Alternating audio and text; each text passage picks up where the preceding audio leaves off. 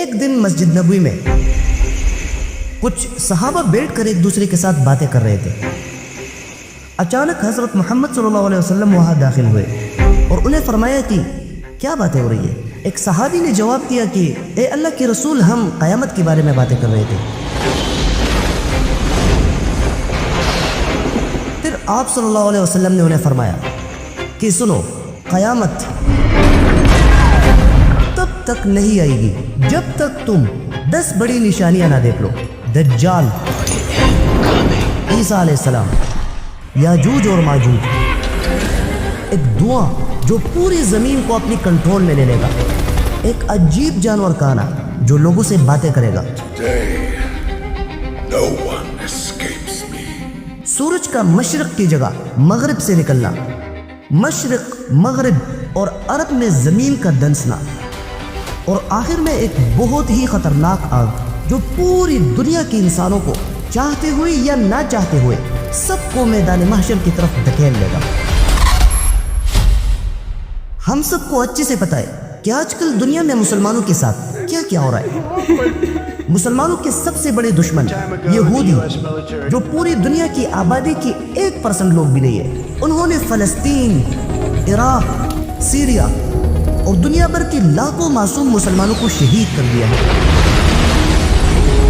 اور آج بھی اسی طرح کنٹینیوسلی ایسا ہی کر رہے ہیں۔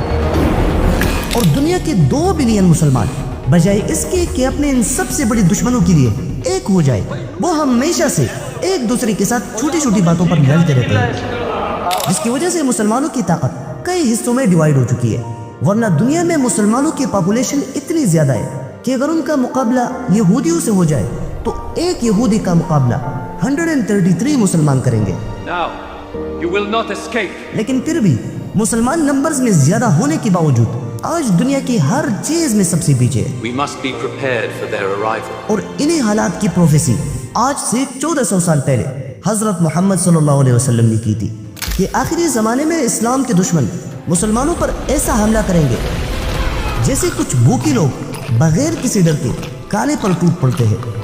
ایک صحابی نے آپ صلی اللہ علیہ وسلم سے پوچھا کہ کیا اس وقت مسلمانوں کی تعداد کم ہوگی؟ تو آپ صلی اللہ علیہ وسلم نے فرمایا کہ نہیں، مسلمان تو بہت زیادہ ہوں گے لیکن ان کا کوئی فائدہ نہیں ہوگا، اور اللہ تعالیٰ دشمنوں کے دلوں سے مسلمانوں کا خوف اور ڈر نکال دیں گے اور مسلمانوں کے دلوں میں وہن ڈال دے گا، جس کا مطلب ہے دنیا کی محبت اور موت سے نفرت۔ اب اگر حدیثوں پر غور کیا جائے تو آج جس دور میں ہم رہ رہے ہیں ایگزیکٹلی یہی وہ آخری دور ہے، کیونکہ قیامت کی جتنی بھی چھوٹی چھوٹی نشانیاں حدیثوں میں بیان ہوئی ہے وہ سارے کے سارے پورے ہو چکے ہیں، اور اب بس بہت جلد بڑی بڑی نشانیاں بھی شروع ہو جائیں گی۔ سب سے پہلے حضرت محمد صلی اللہ علیہ وسلم کی خاندان اہل بیت میں سے ایک بچہ پیدا ہوگا، وہ بالکل باقی بچوں کی طرح بڑا ہوگا اور ایک عام انسان کی طرح زندگی گزارے گا، لیکن پھر بعد میں اللہ تعالیٰ ان کو ایک ہی رات کے اندر بالکل چینج کر لے گا، اور اسی چینج کے بعد ان میں ایک لیڈر، ایک بادشاہ بننے کی ساری کوالٹیز آ جائیں گی، جس کے بعد مکہ میں لوگ ان کو اپنا لیڈر بنائیں گے۔ لیڈر بننے کے بعد وہ مسلمانوں کی ایک آرمی بنائے گا، اور ایسا ایسا مضبوط ہو کر وہ مسلمانوں کو یہودیوں، عیسائیوں اور کافروں کے ظلم سے بچائے گا، اور اپنے دشمنوں کو شکست دے کر وہ پوری دنیا کو امن اور چین سے بھر دے گا۔ اور حضور صلی اللہ علیہ وسلم کی خاندان میں سے یہ شخص کوئی اور نہیں بلکہ امام مہدی ہوگا، لیکن اس کا مطلب